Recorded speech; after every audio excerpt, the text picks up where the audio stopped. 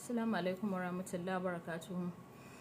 To yau kuma zan so in yi magana game da matsalolin da suka shahi al'ummarmu. Misali matsalar kishi. Kishi yana da wuya kuma yana da sauƙi. Yana da daɗi, yana da tashin hankali. Amma kuma kishin nan yana iya samun gyara in an so. Lokacin da muka tashi, mun tashi cikin babban gida, uwayenmu mata suna da yawa, ba mace ɗaya ba, ba biyu ba uku ba. Amma baka jin an ce kishiyar wance ko kishiyar gata gashi. Sai dai a ce amaryar gidansu wane ko a ce abokiyar zamanta. Amma yau da ɗanki, da ƙaninki, da maƙwabcinki kowa ya san kishiyata. Kuna zaune gida guda amma babu jin daɗi. Wata rana ma za ka isko ma kishiyoyin ma ba su da matsala waɗanda suka auren miji guda, amma matsalar su tana nan tattare da su mutanen da a cycle ɗinsu.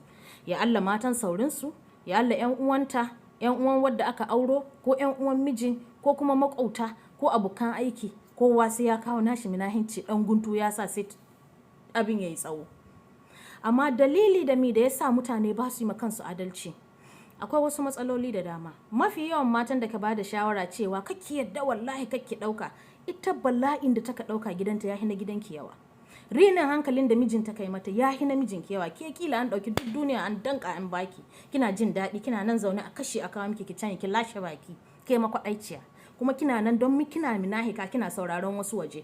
Baki iya gyara zuciyarki, baki iya gyara gidanki a zauna lafiya. Amma kuma still you are listening to others. Ita gidanta ana ci ana juya ta cikin tukunya kamar tuwon shinkafa.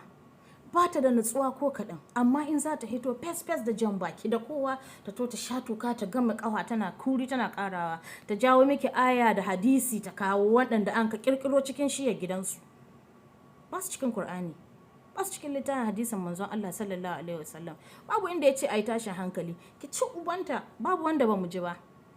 To tun ana yi nesa har ya kawo kusa, jama'a ku kama kanku. Kuna ganin bandits na an sawa ransom. The worst bandits are within our own cycle, na cikin gidajenmu. Because duk wanda zai iya kulla maka wahala, bambancin shi da bandit wallahi babu. Don Allah don Annabi mata mu yi ma kanmu qiyamul laili. Zaman lahiya da yayi wanda ma ya jaya kan shi ne sai ya kyale ka kyale shi mana. To zaman dole ne? Ba dole bane. Zaman lahiya yayi komi daɗi, amma in bai samuwa sai kowa ya yi shiru. Ya samu wanda ya iya mu'amala da shi yayi sai a zauna lahiya. Ya za a yi a zauna lahiya? Ɗaukata abokiyar zama, in ta riƙa ki haka nan sai a zauna lahiya. In ba ta yi ba kowa ya kama gaban shi. Zaman lahiya ya zama ɗan sarki.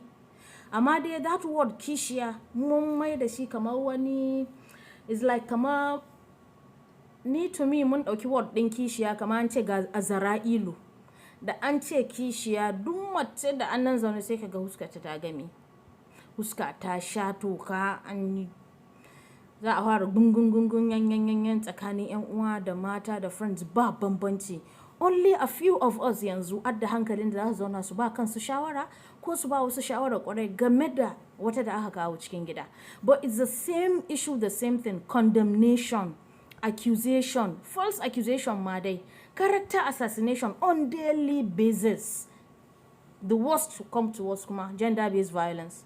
Don haka kashe-kashe sun ƙara yawa, kullum tashin hankali.